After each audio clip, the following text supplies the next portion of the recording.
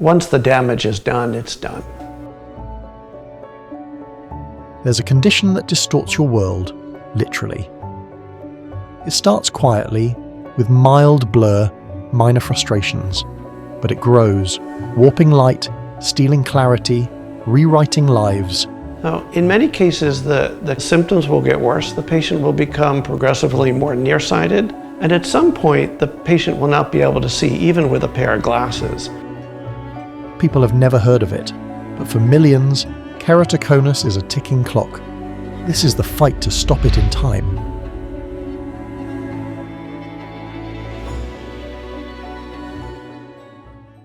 So keratoconus is a condition of the cornea. That's the clear part, the front part of the eye. In keratoconus, the cornea will thin focally. It'll weaken, bulge, and cause irregular astigmatism, which then causes the dysphotopsias, blurred vision, and progressive nearsightedness and astigmatism. 14 years of my career, I was in upper management. I was battalion chief and assistant chief, that kind of stuff, where I had to do a lot more paperwork. A lot of my administrative duties were getting a little more challenging, or I had to get closer to the screen, or whatever the case may be. And I also like to read as well. I recently retired after 35 years, but every year we had pretty extensive physicals. So, I had to have certain vision and all that kind of stuff anyway. When I hit about 49, vision started getting progressively worse. And I started going back to my ophthalmologist. And what I noticed is when we tried to correct the vision, we would come up with something, but we'd be there for 3 hours. I'm sure the ophthalmologist wanted to kill me. At the end of the day, I get glasses, they would maybe work for a little bit, and then they weren't working anymore. Keratoconus is relatively rare. It's seen in anywhere between 1 in 2,000 and 1 in 500 patients, but we're diagnosing it more and more with the advanced testing that we now have, the topography and the tomography, and with better education with eye doctors and patients. Keratoconus strikes the young predominantly. The average age of onset is around 14 or 15, and then it can progress over the subsequent 2 to 3 decades. In 8th grade, I started losing my sight, I guess. I couldn't read as much, I couldn't do as much classwork. I had to sit closer, I had to, I couldn't see far away, got more headaches. I got a lot more headaches. Couldn't drive, can't drive now until I get my second procedure done. I really didn't know what was going on. I was super confused, having perfect vision my whole life, and then all of a sudden it just completely went downhill and everything's blurry. Street signs was the biggest thing, not even being able to read the license plate right in front of you when you're in traffic. You're like, what is going on with me? Especially when I was in high school playing sports, there was a fly ball hit to me and I totally missed it. And I didn't see the ball until maybe 10, 15 feet in front of me. Went to a cornea specialist, and then I was diagnosed with keratoconus. I was about 11 years old, and I was having problems seeing the blackboard in school, My mom and my teachers actually suggested sending me to the doctor. I was diagnosed with astigmatism, and then when I was in my early 20s, I had to go get an eye exam to renew my driver's license. And that was when that doctor diagnosed me with keratoconus. Prior to 2016, we did not have any option, any treatment to stop the progression of the disease. We first put patients in glasses. Got my first pair of glasses. Then moved on to contact lenses. A couple of years later, got my first pair of contacts. And then when patients either they couldn't be fit with contact lenses or they couldn't see in contacts, either because of a dense scar, usually from advanced disease or acute eye drops, then we moved on to a cornea transplant. So I've had 2 transplants there.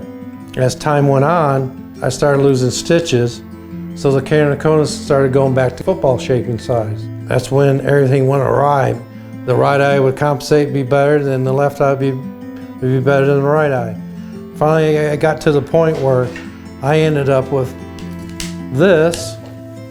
When I met Dr. Berger, I was a mess. I had infections, they put plugs in my eyes, I got funguses, I got bacteria. So it's so invasive to do a cornea transplant. They're not fun, it hurts, and it makes me, the judge asked me when I went disabled, how I feel. And I told him I feel like Frankenstein, I've been put back together. 2 weeks ago, my wife and I and our kids, we were driving to North Carolina, I don't feel comfortable driving the car at night. It's hard for me to see the road, and so it makes it difficult when you're planning like a road trip, a fun family event, and then once that sun goes down, typically my wife then has to come in. It has had quite an effect on what used to be kind of a normal activity. I think it was in my late 20s. I was out for a run. I felt like I just had like a lot of sweat in my eyes. I got home, I was looking at the clock on the microwave, and I noticed like a smear of light. The numbers just didn't look the same. Showered, cleaned off, and it just never went away. I let it go for a few months. Figured maybe it would clear up on its own. Eventually went to like lens crafters. I figured maybe I'm just getting older and I need glasses, so I started with that. Really disappointed when I got the glasses back and made absolutely zero difference. I'd get headaches from like the bright lights inside, so I tried to find areas in the office that were near natural lighting and turn the lights down. And it also affected depth of field, so I couldn't always tell how far away things were. Keratoconus is missed a lot of the time because studies show that only about 13% of new keratoconus patients are diagnosed by the age of 18. So I think we're missing a lot of diagnosis early on. There is hope. A treatment called corneal cross-linking can stop the progression of keratoconus. It's non-invasive, it's FDA approved, and in most cases it works. The procedure was first approved in the spring of 2016, and we started cross-linking the following fall. And that's really transformed the way that I approach keratoconus patients. Before it was just basically watchful waiting and trying to improve the vision. Now, or at least since 2016, over the last 9 years or so, I've been able to intervene in that progression and stop patients from needing cornea transplants. Yeah, I feel pretty good. I feel like I'm on the right track. And even if it just keeps my eyesight stable, I'm pretty happy with that. It's doing what it's supposed to do. That's what they tell you it's supposed to do. No one, they never promised me it's going to get better. They just promised me it's going to not get worse at a rapid rate. The cross-link makes you feel a little bit better because you know it's going to get you some time. You can not have to have a cornea transplant for a while. Always before I had that done, I was wondering how long is it going to be before I have to have a cornea transplant, And so, of course, I'm, not wanting to have that done if I don't have to. So this is a way to deal with that.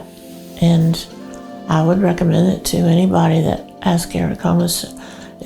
For me, it was not that bad an office procedure. And as far as pain goes, yeah, some pain because of the light mostly and everything. But not bad.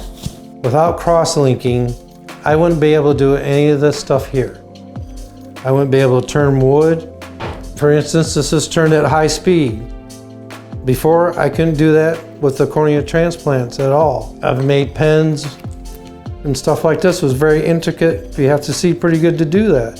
Without cross-linking, I wouldn't be able to see this. I would be back to this.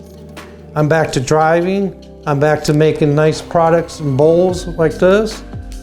Back to my hobbies. Before, I had to take a break because I couldn't do it anymore. Socializing with people, not being so depressed, not being in the house, not being able to do anything. I just changed my life in so many ways. So I had to miss a lot of school during the 15 months where I was researching for a diagnosis. My grades declined. I was a AB student, dropped down to a CD, some Fs. Because of all the schoolwork that I was missing, my migraines got worse. I wasn't able to do schoolwork. Couldn't read the fine print. That time I didn't have my 504 plan to make the print bigger because I didn't have a reason to. So wasn't able to see, can't do your work, Once I got referred to Dr. Berger, I was able to do the cross-linking. And after I got healed, I was able to get my 504 plan. And they were able to accommodate me in better ways and my grades went right back up.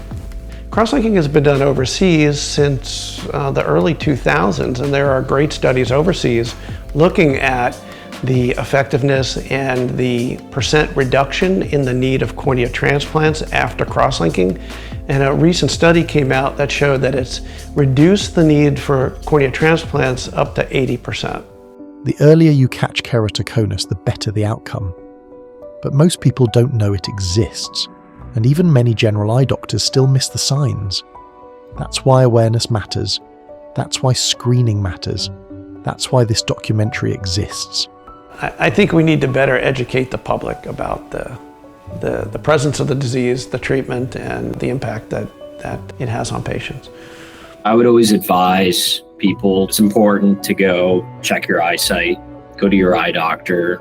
Your vision is everything. And, if you can't see, what, this beautiful world has to offer and, see life as the years go by, it's very difficult to, really appreciate life, especially, when you can't see. It's an issue, I've had a total of 7 transplants, 2 in my right eye and 5 in my left. Oh, I tell them, listen to Dr. Berger, do some research, consider things that some people like myself have gone through the transplant. And first of all, it's done in the clinic situation versus even today, they're in surgery centers. They're still cutting your eye. There's still all the issues that can happen. As of right now, I'm still taking, in both my eyes, about 5 different medicines a day just to keep things stable. I'm sure the cross-linking is a much better way to handle the whole thing. I mean, the alternative really, if we're really looking at it, if we allow this to progress, will be blindness because we know what keratoconus is. You're gonna go blind at some point, depending on how long it takes or progresses. So I don't think anyone wants to go blind, So you're kind of, you kind of need to go down that road. This has developed over the years, and the only way I can explain it is somehow keratoconus and I found each other. And it's just become such a big part of my practice, part of my life. It's something that I can literally talk for hours on. Everybody needs great vision, that's true. So it's very rewarding to me to know that out of the hundreds of patients that I've cross-linked over the years, not a single patient has progressed to need a cornea transplant. So out of 9 years now, I've not had to do a single cornea transplant on a patient that I've cross-linked. No one should lose their sight to a treatable disease. Keratoconus can be caught, it can be stopped, and for many it can be managed. But only if we talk about it, only if we advocate, only if we make treatment accessible to everyone who needs it. Share this story, get screened, fight for access, because vision is worth protecting.